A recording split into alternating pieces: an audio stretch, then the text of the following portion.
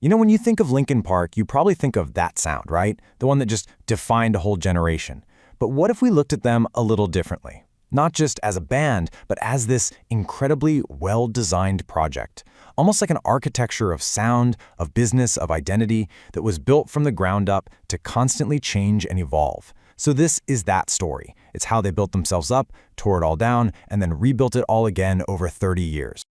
All right, so how did they actually pull it off? How'd they build this massive musical empire?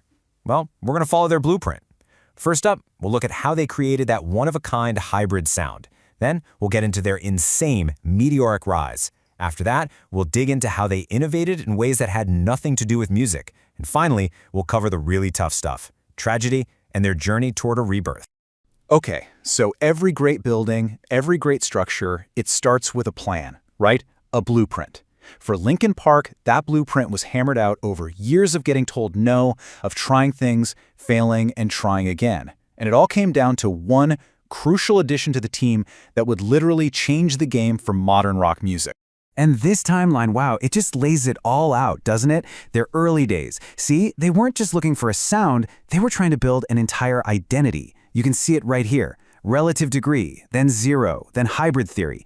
Each name was a deliberate move, a step forward. And the final name, Linkin Park, get this, it was a nod to the future. They partly chose it because the domain name was available. I mean, how smart is that right at the beginning of the whole internet boom? But back when they were called Zero, they had a pretty big problem. I mean, they had this amazing sound, right? Mike Shinoda's hip-hop beats mixed with these heavy guitar riffs. They even got a publishing deal, which is a huge step. But the record labels, they just weren't interested. They kept getting the same feedback over and over. We don't get it. It doesn't fit into a neat little box. So here's the real question they were facing. How do you connect that raw hip-hop energy with really emotional rock melody? The problem was the voice. Their first singer, Mark Wakefield, was great in the studio, but he had terrible stage fright, and that was a major roadblock for their live shows. The band knew they needed this powerful melodic voice to be the glue, the thing that would finally connect all the pieces for a live audience. And the answer, believe it or not, came from Arizona. Jeff Blue, this exec at their publishing company, he knew a guy. The missing piece of the puzzle was a 23-year-old singer from Arizona named Chester Bennington. And this guy was an absolute vocal powerhouse. But he'd been rejected so many times, he was so burnt out on the industry, he was literally about to hang it all up and quit music forever. And what happened next? Well, it tells you everything you need to know about the work ethic that would define this band. Chester got the demo, and he didn't just mess around with it.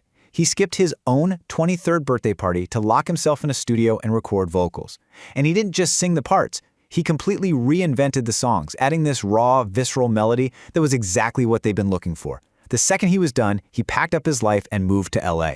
I mean, that's commitment. He was all in, right from the very first day.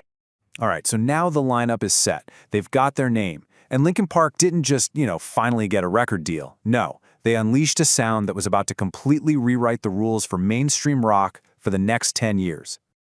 10 million. We're talking more than 10 million copies of Hybrid Theory sold just in the US. That's a diamond record.